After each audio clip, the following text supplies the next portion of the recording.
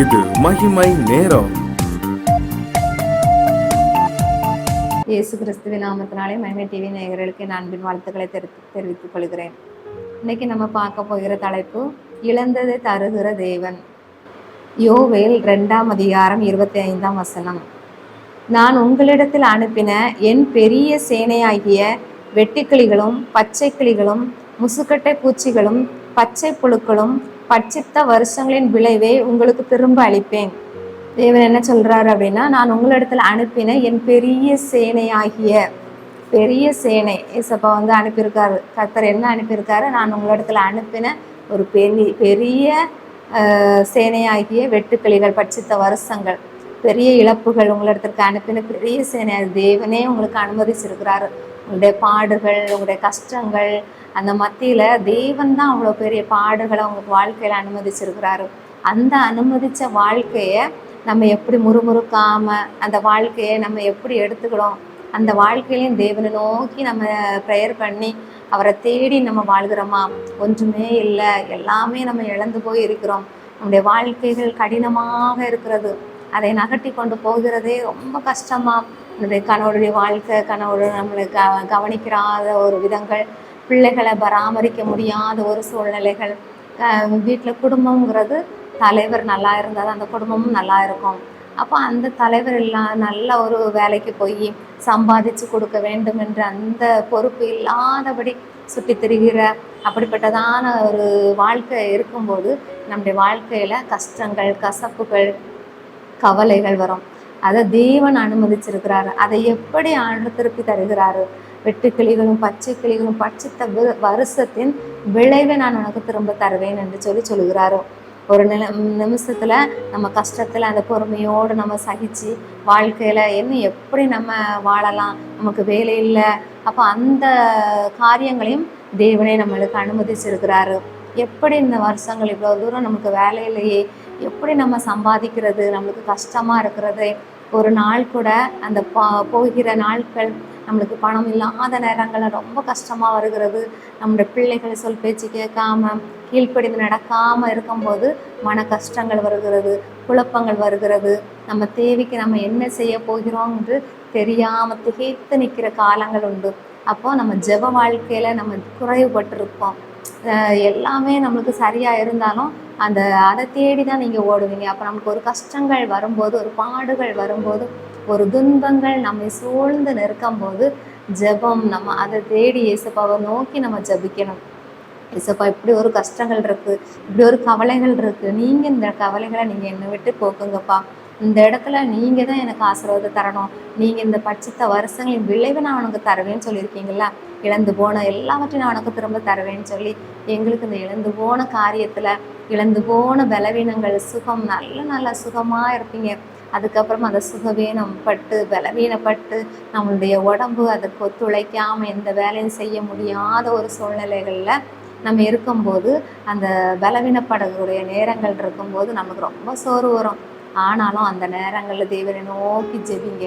ஏசப்பா, அந்த சுகத்தை பலத்தை எனக்கு தாங்க, இந்த பலவீனங்களை என்னை விட்டு மாற்றுங்க, இந்த வேலையில்லாத காரியத்தில் எனக்கு ஒரு அற்புதத்தை செய்யுங்க, உங்களுக்கு பட்சித்த வருஷத்தின் விளைவை நான் உங்களுக்கு திரும்ப தருவேன்னு சொல்கிறார். எப்படி திரும்ப தருகிறார்? 2 வருஷமாக வேலை இல்லை, 3 வருஷமாக வேலை இல்லை, ஆனால் எப்படி அதனுடைய பலனை எனக்கு தருவார் அப்படின்னு சொல்லி சந்தேகத்தோடு இருக்கலாம். ஆனால் தேவன் சொல்கிறாரு, நீங்கள் இந்த 2 வருஷத்தில் வேலை இல்லாத அந்த நேரங்களில் எப்படி சம்பாதிச்சா அந்த குடும்பத்தை எப்படி காப்பாற்ற முடியுமோ, வருமானங்கள் எப்படி உங்களுக்கு தங்கி இருக்குமோ, அப்போ அந்த 2 வருஷத்தின் விளைவை அதுக்கப்புறமா உங்களுக்கு வேலை கிடச்சி அந்த வேலையின் ஆசீர்வாதங்கள் உங்களுக்கு பல மடங்கு தரப்படும். அப்போ அப்படிப்பட்டதான ஆசீர்வாதத்தை தேவன் இன்னைக்கு தருகிறாரு. அப்போ ஒருத்தங்களுக்கு அங்கே ஒரு பெரிய தலைவர் இருக்கிறார். அந்த தலைவர்கிட்ட போய் ஒரு ஏழை விதவை தினமும் போய் கேட்குறா, என்னுடைய நிலத்தை நான் வேற ஊருக்கு போயிட்டேன், என்னுடைய கணவனை இழந்து நான் தனிமையில் நிற்கப்படுகிறேன், எனக்கு 2 பிள்ளைங்க இருக்குது, நீங்கள் எனக்கு உதவி செய்யுங்க, என்னுடைய நிலங்களை எடுத்துட்டாங்க, நிலத்தில் வரக்கூடிய வருமானங்களும் எனக்கு கிடைக்காம போயிடுச்சு, அப்போ எனக்கு இன்னைக்கு வாழ்வாதாரமே இல்லை, நான் எதை வச்சுமே என்னால் சாப்பிட முடியாது, எனக்கு எந்த காரியமும் செய்ய தெரியாது, எனக்கு அந்த நிலத்தை வச்சு தான் நான் பிழைத்து கொண்டு இருந்தேன், ஆனால் எனக்கு இப்போ ஒரு நிலமும் இல்லை, எனக்கு அதில் கூடிய வருமானமும் இல்லை, இத்தனை வருஷங்களா நான் ஒரு 7 வருஷமா வேற இடத்துல போய் இருந்துட்டேன். இப்போ என்னுடைய இடத்துக்கு நான் வந்து என்னுடைய நிலத்தை தாங்க அப்படின்னு சொல்லும்போது, பக்கத்து தோட்டத்துக்காரங்க வந்து என்னுடைய இடத்த எடுத்து வச்சுக்கிட்டு அதில் பருவம் பண்ணி நல்ல தண்ணி செழிப்பாக இருக்குது. ஆனால் நான் அன்னைக்கு போய் கேட்கும்போது அதை தரமாட்டேன்ட்டு அவங்க சண்டை போடுறாங்க. அதற்கு நீங்கள் எனக்கு உதவி செய்யுங்க அப்படின்னு சொல்லி அந்த தலைவனை நோக்கி கேட்குறான். ஆனால் அந்த தலைவன் வந்து அடுத்தவங்கள்ட்ட லஞ்சம் வாங்கி அடுத்தவங்கள்ட்ட பணம் வாங்கி அவங்களுக்கு தான் நியாயம் செய்வான்.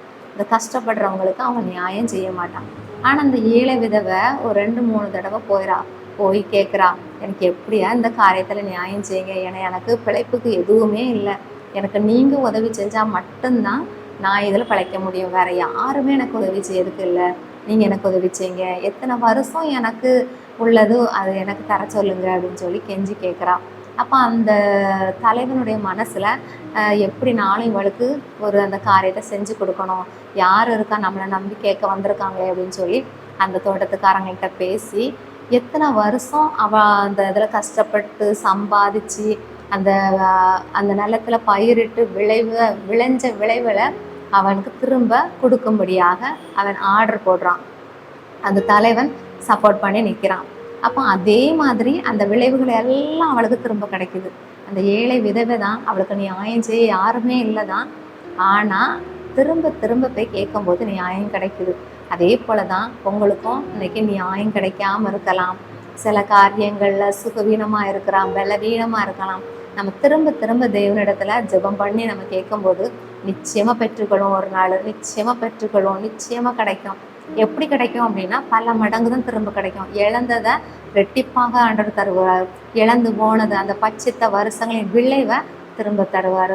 ஒரு செடி முளைக்கி அந்த செடியில் நல்லா பார்க்கறதுக்கு அழகாக இருக்குது, ஆனால் அதில் வெட்டுக்கிளிகள், பச்சை கிளிகள், முசுக்கட்டை பூச்சிகள் எல்லாம் அதில் வந்து அரித்து அதை அந்த இலையெல்லாம் சாப்பிடும்போது அந்த பார்க்குறதுக்கே அது நல்லாவே இருக்காது. அதே போல தான் நம்முடைய வாழ்க்கை பட்சித்த வருஷங்கள் அந்த விளைவுகளை நம்ம நினைக்கும் போது, அந்த கசப்பான வாழ்க்கைகளை நம்ம நினைக்கும் போது ரொம்ப கஷ்டமாக இருக்கும், அது அலங்கோலமாக இருக்கும். ஆனால் அந்த அலங்கோலமான அந்த செடிகளை, அந்த அலங்கோலமான அந்த மரங்களை, அந்த பூச்செல்லாம் நீக்கி, அந்த அசுத்தத்தெல்லாம் நீக்கி, நம்முடைய பாவ கரைகள் எல்லாவற்றையும் நீக்கி நம்மளை ஒரு புது சிருஷ்டியாய், புது மரமாய், புது பூத்து காய் காய்த்து கனி கொடுக்குற அளவுக்கு நம்மளை ஆண்டு உருவாக்க முடியும். தேவன் அதில் நம்மளுக்கு நிச்சயமாக ஆசீர்வதிக்க முடியும். அதுலேயும் இழந்து போனதை அவங்களுக்கு திரும்ப தருவார். நிச்சயமாக நம்புங்க, விசுவாசிங்க. நிச்சயமாக இழந்து போன காரியத்தில் அற்புதமும் அதிசயம் ஆச்சரியம் பிரகாரமாக உங்களுக்கு நீதி செய்வார். கர்த்தர் தாம் இந்த வார்த்தைகளை ஆசீர்வதிப்பாராக. ஆமென். ஜெபம். அன்புல இயேசப்பா, உம்மை துதிக்கிறோம், சொஸ்தரிக்கிறப்பா. நீங்கள் தான் இயேசப்பா நியாயம் செய்கிற தேவன் இயேசப்பா. பச்சை கிளிகளும் முசுக்கட்டை பூச்சிகளும் பட்சித்த விளைவின் பலனை நான் உனக்கு திரும்ப தருவேன் என்று சொல்லியிருக்கீங்க. இழந்து போன எல்லா காரியத்தையும் நீங்கள் திரும்ப தாங்க, திரும்ப தந்து ஒவ்வொருத்தருக்கும் நீர் ஆசீர்வாதத்தை பொழிந்தருளுங்க. இயேசுவின் ஜெபிக்கிறோம் பிதாவே. ஆமென்.